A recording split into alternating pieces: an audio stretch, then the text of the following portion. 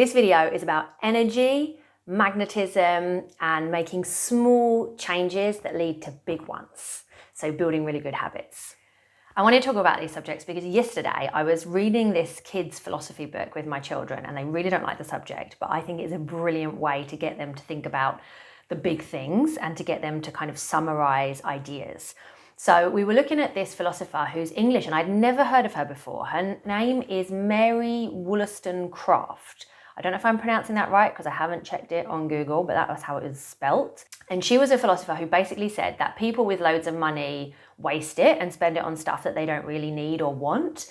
And people who don't have as much money tend to think more carefully about what they spend money on and see the smaller joys in life, because they will focus maybe more mindfully, we'd say now, on the smaller things. So basically the idea was pineapples, and how a couple of hundred years ago, pineapples were all the rage because they were so expensive and so difficult to get. You couldn't easily get them across the ocean and keep them so that they still tasted nice without them going manky on board. And so the ones that made it over, people would have parties, like pineapple parties, and invite loads of people over, and they'd all try a little bit of the pineapple and they'd talk about it for weeks, and it would be a really big deal. And obviously now nobody does that because pineapples are very easily available. They learned how to grow them easily and how to move them around and transport them in our global economy. And so it's just not a big deal.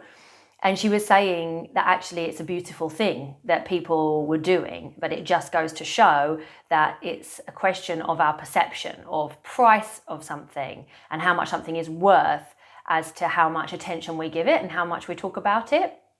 And you know that's true. You know that marketing and branding is all completely based on this, on our idea that if something costs more, then it's worth more and it's worth talking about. So I don't subscribe to that. I don't care about brands and things like that. But for sure, I am a sucker to the marketing when it comes to certain things. Like, I care about food a lot, so I will look really carefully at ingredients. And if something is organic and toxin-free and, you know, all of those buzzwords that I'm looking for, it for sure attracts me more, even though that tends to be more expensive. And maybe the fact itself that it's more expensive makes me think it's more likely to be toxin-free. So there's this whole game going on. And what Mary Wollstonecraft was suggesting we do is actually just focus on the simple things. And she said the more we do it, and this is really just being mindful, the more we will make good choices, because we'll think more carefully about what we do and where we put our energy and what we appreciate and what we value. So if you have a pencil, you know, think about how incredible it is that the lead in this pencil can be sharpened and that it can make marks on paper that somebody else can then understand, that can communicate something or draw something beautiful. Or, you know, any piece of food, you can do the same thing. And that idea of perception got me thinking about energy and how the perception of the world around us enormously impacts how we behave and how we respond to others. And I know this to be true. You know this to be true. So when you spend time with somebody who's on a downer and is complaining all the time and feels like a victim and loves dwelling in their either illness or sadness or, you know, general negativity, it brings you down. That energy kind of really squishes your energy and makes you feel on a downer, versus spending time with those people, and we all know them, who are like rays of sunshine and just bring you joy and happiness into your life. And when you spend time with them, you just feel super excited. And it's like that guy from Friends, again, I'm going to make a reference, who's Alec, played by Alec Baldwin. I forget what his name is in Friends, but he's Phoebe's boyfriend. And there's this scene, I'll see if I can find it, or there's this whole episode actually, where he's, you know, seeing everything a bit like Mary Wollstonecraft. So he's talking about them being in a traffic jam, and he's like, everything was alight with the glare of 1,000 fairies or something like that, because he sees all of those lights in that traffic jam as a beautiful thing, even though most people perceive that traffic jam to be annoying and negative. What a beautiful place. What a great night. I have to tell you, being here with all of you in Event Room C, I feel so lucky. I think of all the good times that have happened here, the birthdays, the proms, the mitzvahs, both bar and bot. But none of it will compare with tonight. My God, I don't want to forget this moment. It's like I want to take a mental picture of you all. Click. I don't think the flash went off. I'm gonna go find the mentor. I'll be right back. I'll go with you. Come on. Somewhere there is someone with a tranquilizer gun and a huge butterfly net looking for that man. And his energy is kind of so high, so positive, it starts to annoy the other characters. But he always comes to mind when I'm thinking about energy and magnetism and the way that we affect each other, because it's so true.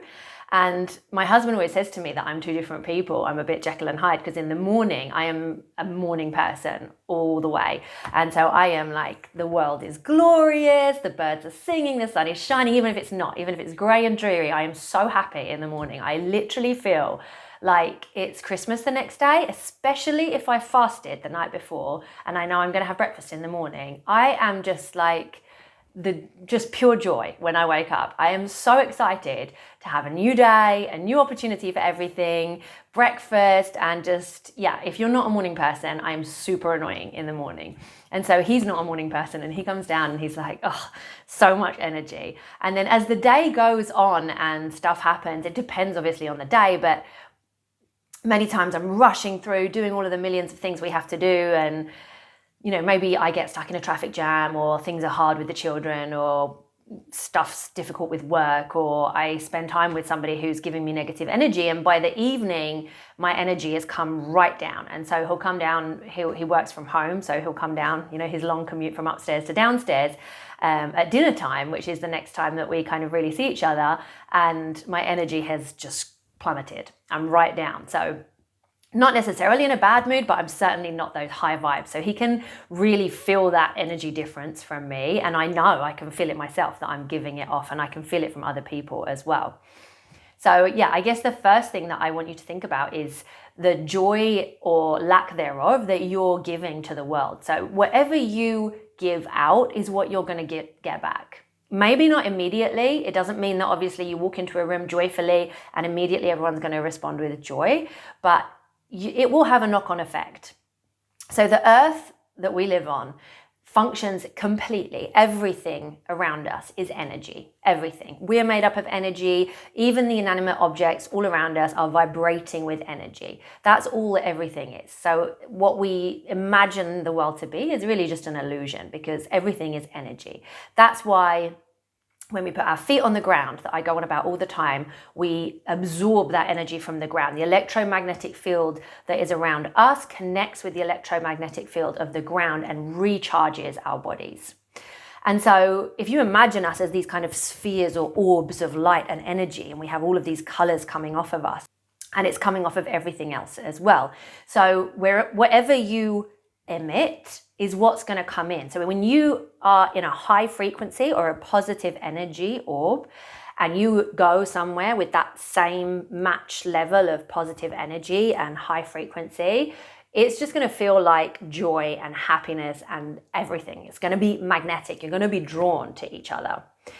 Whereas if you are low energy and your lights are kind of dull and dim and your energy is feeling low and low frequency, then you're going to go out and you're going to attract more of that low frequency and negative energy. So you know this to be true, because if you start the day, if the day goes wrong, right? This happens to me too. So even though I wake up happy, you stub your toe coming down the stairs, it really hurts, and you're just still cursing about that. And then a few seconds later, you drop your coffee, you've poured it and it just falls over, and you're so irritated. So then the kids start arguing. So then something else goes wrong, and it's just like one thing after the other.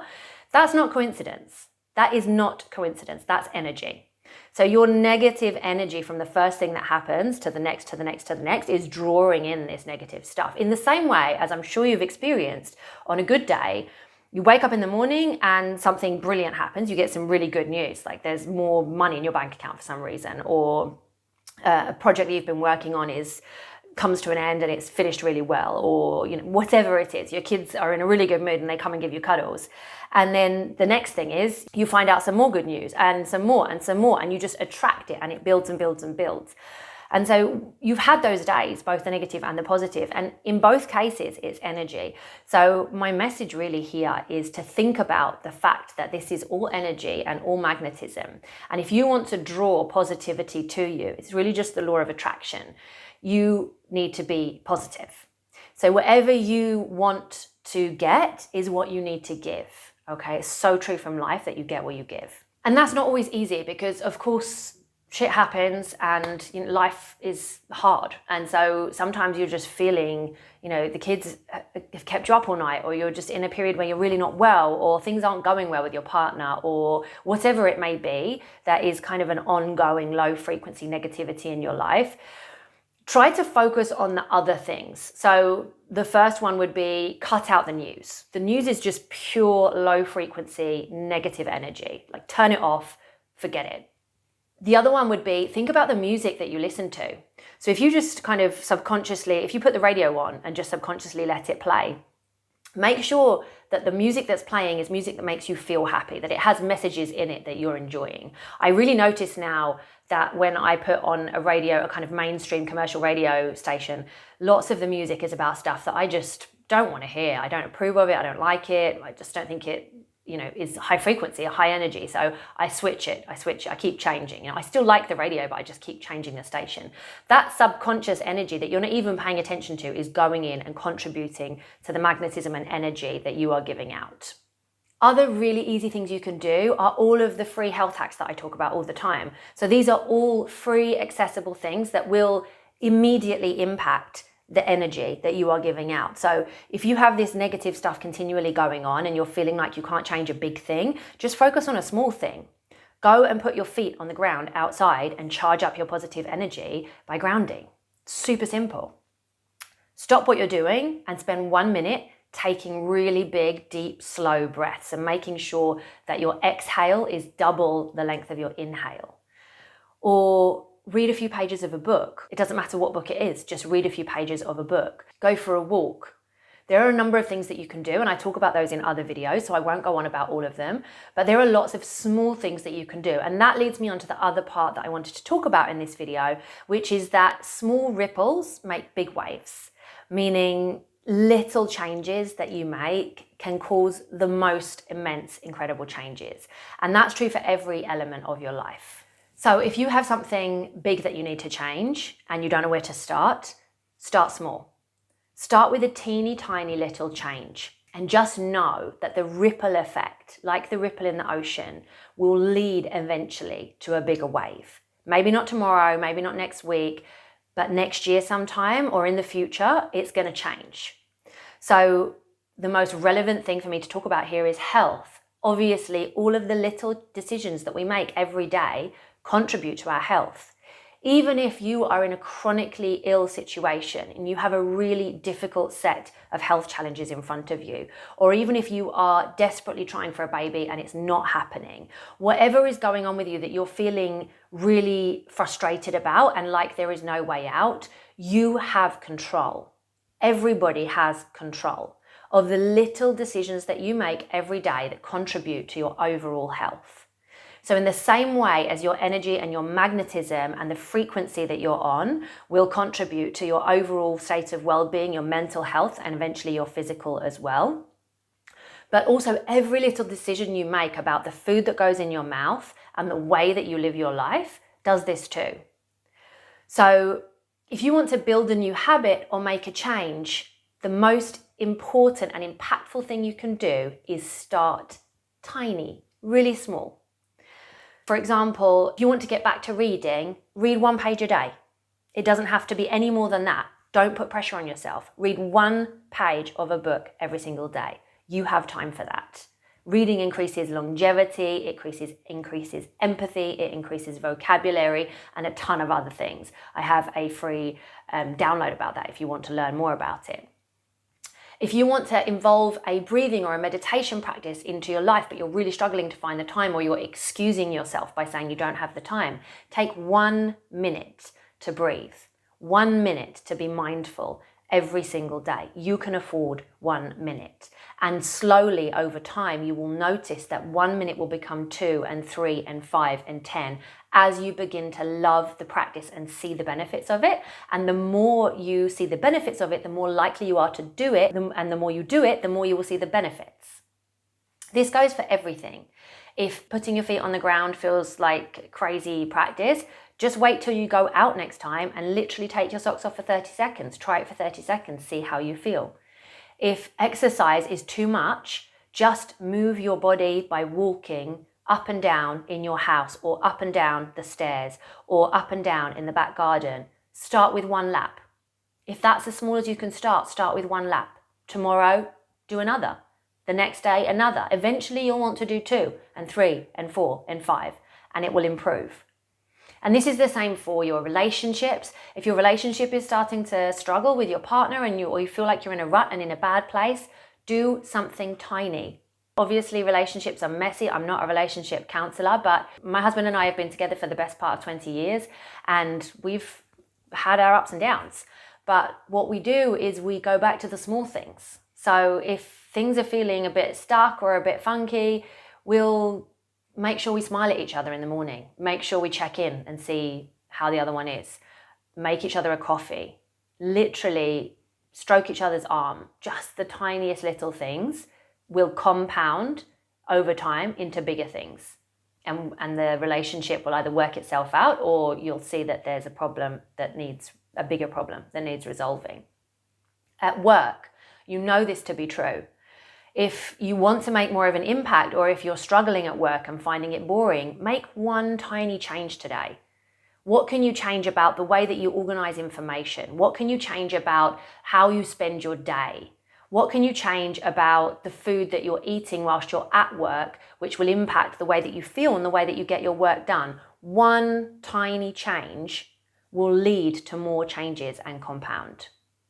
This has happened to me so many times, and with my health more than anything. Over the last decade, I've been making small changes, and I continue to do that, and I will continue to do that because I am ever evolving. Everything is always changing. I'm learning all the time, and I'm never going to get to a place where I'll say, that's it, I'm perfect, I'm stopping.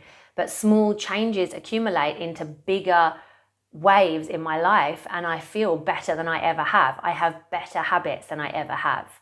And I stick with them because instead of making myself do this crazy diet or fast for 5 days straight away, or do something that feels really unachievable for a short time and then forgetting about it, I make small changes that then lead to bigger ones. And it comes back to Mary Wollstonecraft and that idea of appreciating what you have. Gratitude is one of the practices that I love the most, and that has made the biggest impact on the way I feel every day. And I think that's what Mary Wollstonecraft was talking about, that we need to be grateful for the things right in front of us. A little bit more mindful about value, the value of things, but also the value of our time and the value of who we spend our time with, the value of our energy. And if we just stop and take time to notice those things a little bit more, then we'll think more about our magnetism, increasing our frequency and our positive vibes, and making those small changes that are going to lead to those bigger ones. I hope that video helps, and maybe you can leave a comment and tell everybody what small change you're going to make today, or what thing you're going to do to increase your frequency so that you're giving off those good vibes and positivity. All right, until next time. Mwah.